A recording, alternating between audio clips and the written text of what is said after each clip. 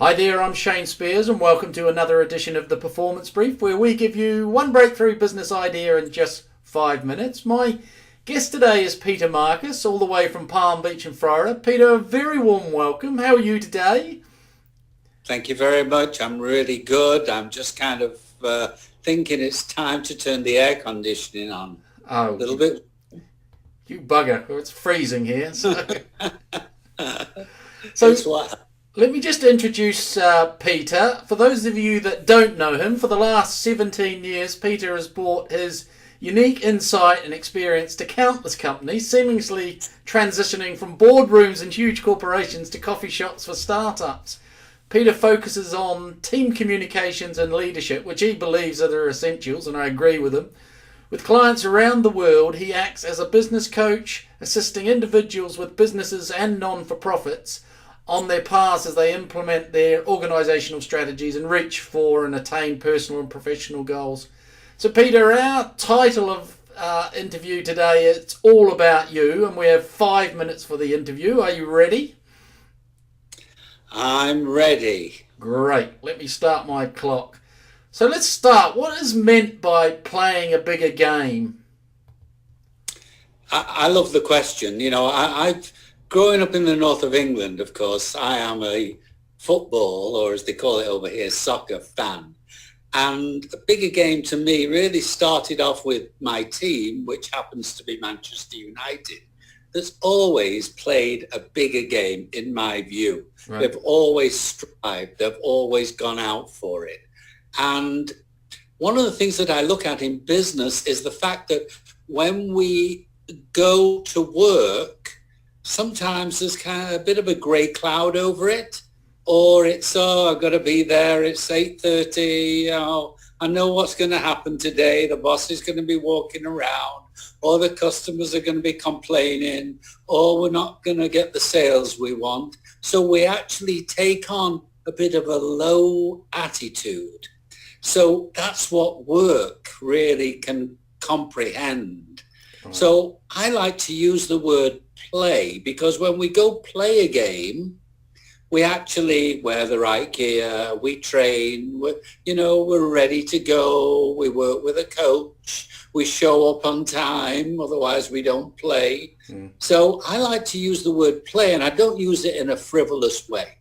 I use it in the way that we would do if we were top line Premier League soccer players or football players.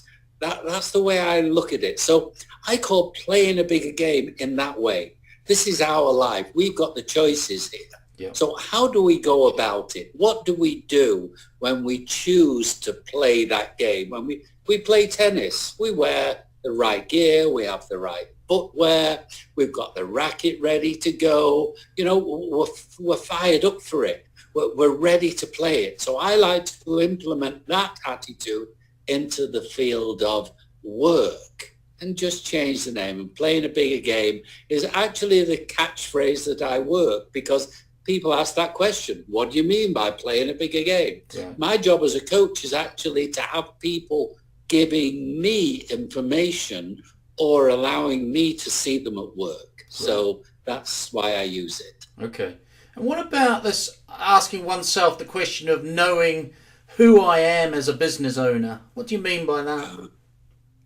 Yeah. So, okay, when we start a business, if it's a business that we've had for a few years, we often carry on as we were when we started it. So I like to have a look at who we've become as a business owner.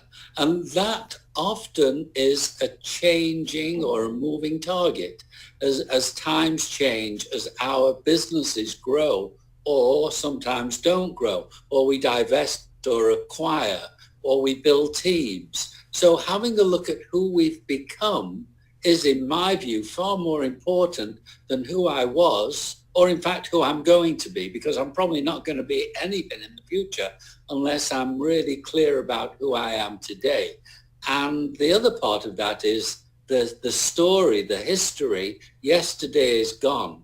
So yesterday's gone. What am I today? Who am I choosing to be? And with that, how does that actually show up into the day-to-day decisions, into the day-to-day requirements, into the day-to-day actions that I have to take as a business person. Right. And we've got a minute to go, Peter. What are some of the mistakes that you see business owners making in leading staff meetings? Yeah, ego. There's a big mistake, right? Ego gets engaged. We kind of look at each other and go, oh, I'm the boss. Well, the reality is, let's say, if we're going to have a meeting, I believe one of the most important things about a meeting is setting an agenda. When you know what it is that you've got to talk about, then you know who it is that you should invite to talk about that.